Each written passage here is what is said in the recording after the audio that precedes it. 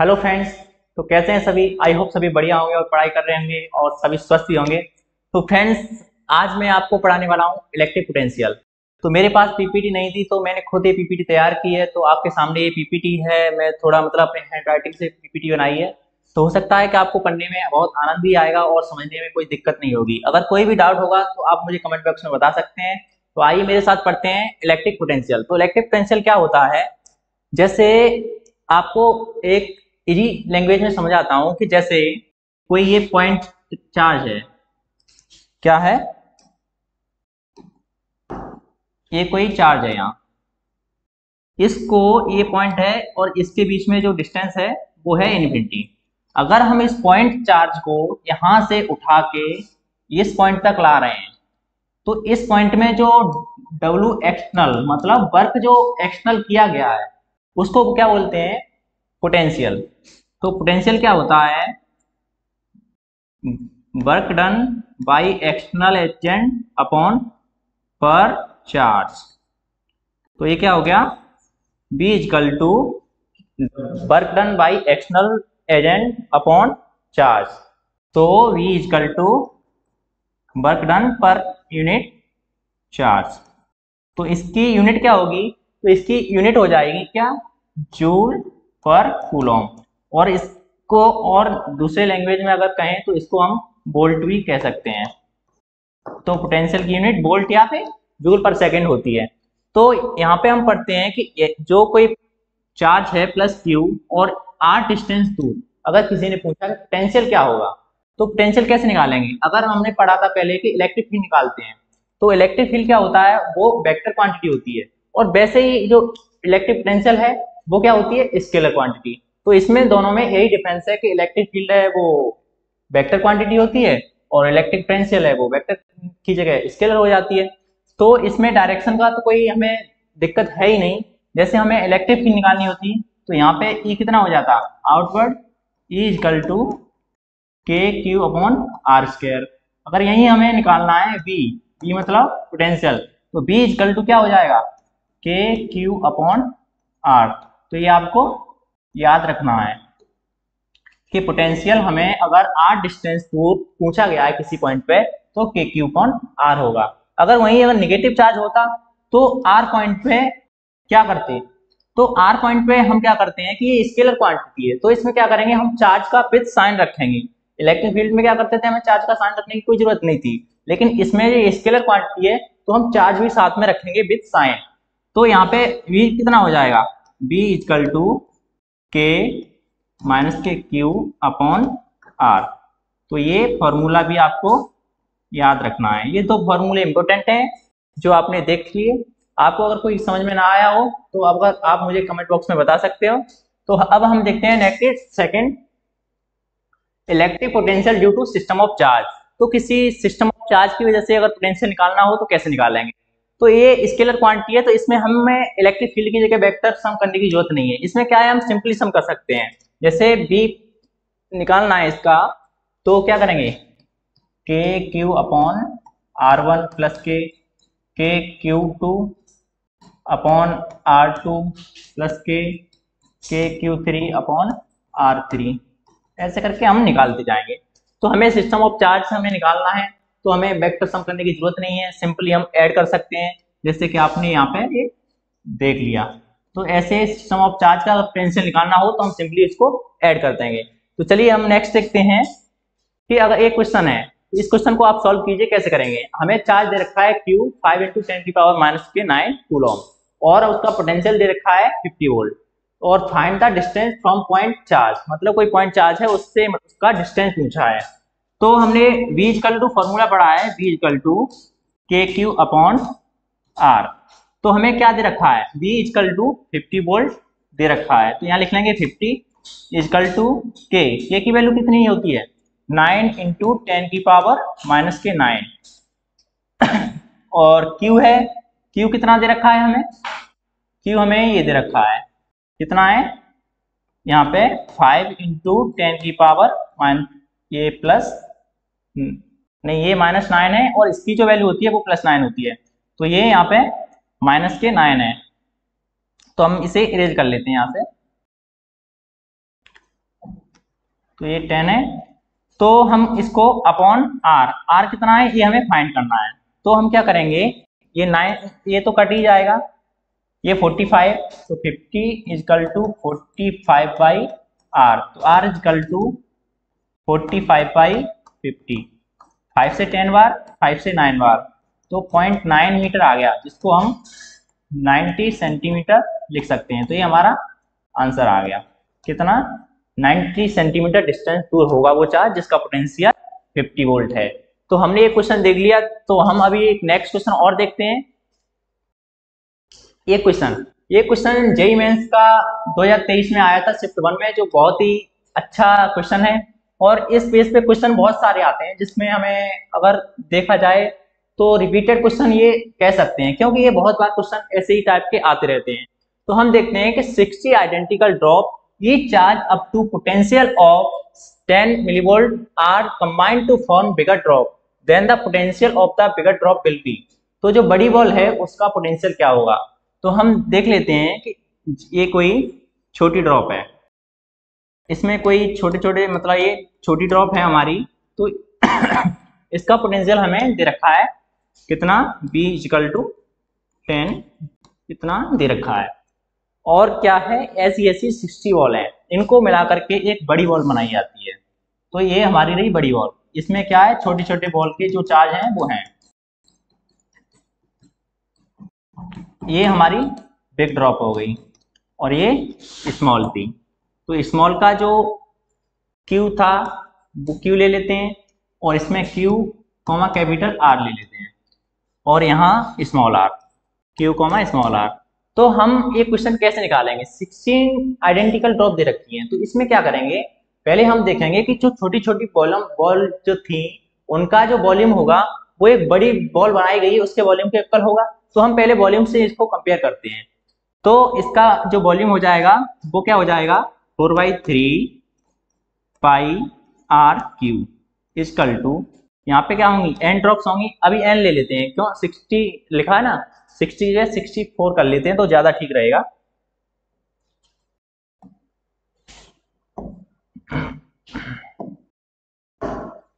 Sixty four identical drop, तो 64 identical drop दे रखी हैं। तो हम क्या करेंगे, इसमें जो बिग है उसका क्या होगा, 4/3 पाई आर क्यू। तो आपको देख रहा होगा, सीधे सीधे ये दिख रहा है कि हमें इतना जो टर्म है इसका कैंसल आउट हो जाएगा, बचा N R Q equal to R Q. तो जो आर की वैल्यू है वो क्या हो जाएगी, एन की पावर 1/3 और ये स्मॉल आर। तो यहां से हमें आर की वैल्यू फाइंड हो गई। अब हमें बड़ी बॉल है उसका निकालना है पोटेंशियल। तो V इजकल टू क्या होता है, के क्यू अपॉन आर होता है। लेकिन जो Q है वो कितना है, जो N मतलब जो स्मॉल ड्रॉप के चार्ज थे वही मिलके तो हमारा बड़ा Q बना था ना। तो हम यहाँ पे क्या ले सकते हैं, K N Q upon R. R की वैल्यू कितनी है, n की पावर 1/3 अपॉन आर, n की पावर 1/3 और कितना है r। तो हमने ये देख लिया, ठीक है। तो यहाँ पे एक चीज ऑब्जर्व करो आप कि अगर n की पावर 1/3 है, यहाँ पे 1 है, तो क्या हो जाएगी, v इजकल टू के n की पावर 2/3 q अपॉन r। तो आप यहां देख सकते हैं क्या कि k n की पावर 2/3 के क्यू अपॉन आर। तो ये वाला जो के क्यू अपॉन आर है वो स्मॉल ड्रॉप का है।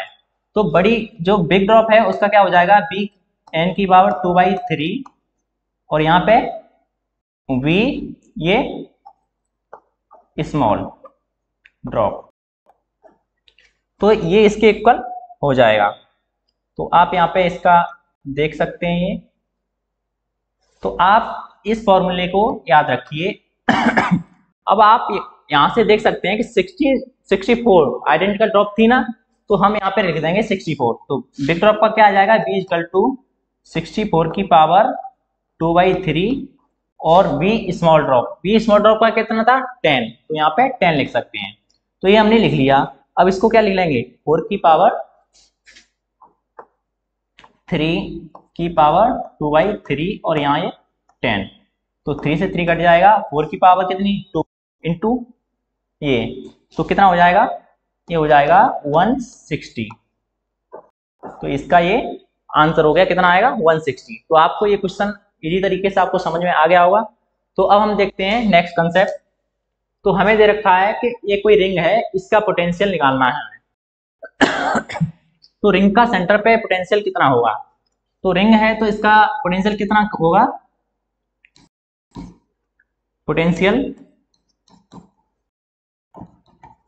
Of ring equal to K Q upon R. अगर ये क्यू चार्ज रखा है और आर रखा है तो इसका पोटेंशियल कितना होगा, के क्यू अपॉन आर। ये आपको याद रखना है कि रिंग का पोटेंशियल कितना होता है, के क्यू अपॉन आर। तो ऐसे ही हम नेक्स्ट देखते हैं कि अगर कोई यूनिफॉर्म चार्ज रिंग है तो इसके सेंटर पे कितना होता है, मतलब ये पोटेंशियल एक्स डिस्टेंस दूर पूछा गया है तो कितना होगा। तो इसका जो पोटेंशियल है B इक्वल टू, जब हमने पढ़ा था सब में के क्यू आर तो कॉमन ही रहता है, तो के क्यू अपॉन आर। अगर आर हमें निकालनी है तो यहाँ पे आर की जगह क्या आता है, ये वाली डिस्टेंस। तो ये वाली डिस्टेंस कैसी आएगी, एक्स स्क्वायर प्लस के आर स्क्वायर, ये रूट में रहते हैं।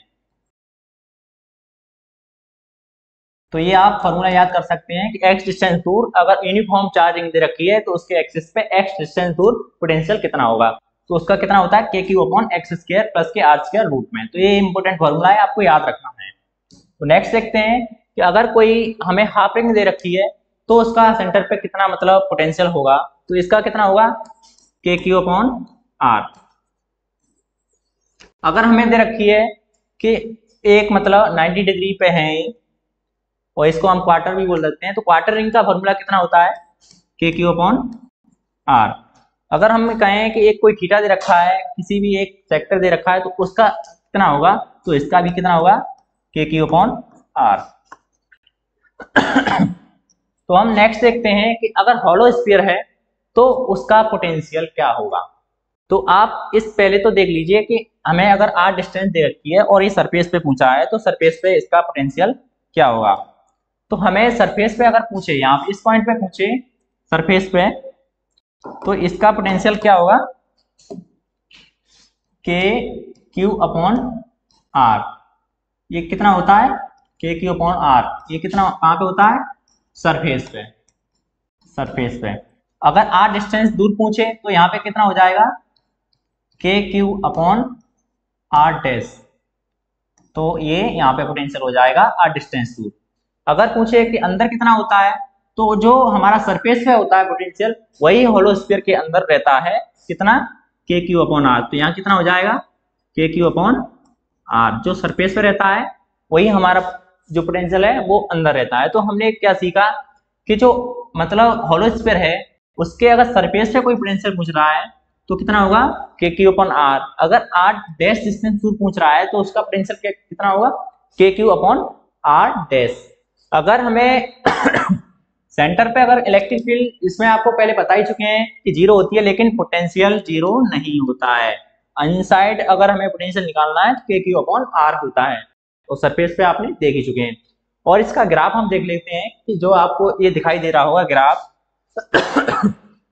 जैसे ये क्या है कांस्टेंट, कहाँ पे है, जब तक x इक्वल टू आर है, मतलब इसके इनसाइड रीजन में जो हमें दिखाई दे रहा है यहाँ से यहाँ तक, मतलब जो r तक है वो कांस्टेंट रहता है पोटेंशियल कितना कि q अपॉन r। उसके बाद पोटेंशियल डिस्टेंस के अकॉर्डिंग डिक्रीज होता जाता है। तो यहाँ पे ये दिखाई दे रहा होगा आपको कि इनवर्सली प्रोपोर्शनल टू डिस्टेंस। तो आपने ये देख लिया होलो स्फीयर का पोटेंशियल कैसे निकालते हैं और इसका ग्राफ भी सीख लिया होगा। तो अब देखते हैं हम नेक्स्ट किसका, नॉन कंडक्टिंग सॉलिड स्फीयर का। तो नॉन कंडक्टिंग सॉलिड स्फीयर में क्या होता है कि इसके भी तीन तरह से निकालते हैं, मतलब एक आर डिस्टेंस दूर, एक सरफेस पे और एक आर। तो हम क्या करेंगे, जैसे बी इनसाइड, अगर हमें आर यहां से यहां तक निकालना है, अगर आर डिस्टेंस दूर पोटेंशियल दे रखा है तो क्या करेंगे K Q upon R dash, same उसकी तरह ही रहेगा। लेकिन अगर बी इनसाइड पूछ लिया तो बी इनसाइड का ये फॉर्मूला होता है ये आपको याद रखना है कि बी इनसाइड पूछे तो 3/2 K Q upon R 1 minus R square upon 3r का स्क्वायर। तो ये आपको याद रखना है, बहुत ही इंपॉर्टेंट है। अगर इनसाइड पूछे तो अगर बी सेंटर पे पूछता है तो 3/2 K Q upon R equal to, ये वाला हम सरफेस पे निकालते हैं ना, जो ये होता है ना सरफेस, तो ये मतलब 3/2 सरफेस का निकाल सकते हैं अगर सेंटर पे पूछा है तो।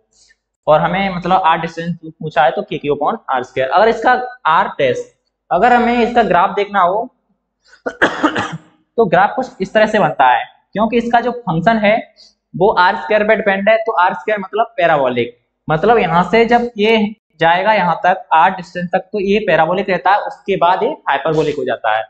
तो फ्रेंड्स अब हमने देख लिया है कि नॉन कॉन्वेक्स सॉलिड स्फीयर का क्या होता है और हॉल स्फीयर का क्या होता है। बहुत सारे पोटेंशियल मतलब देखने को हमने यहाँ पे क्वेश्चन भी करे और पोटेंशियल भी देखे।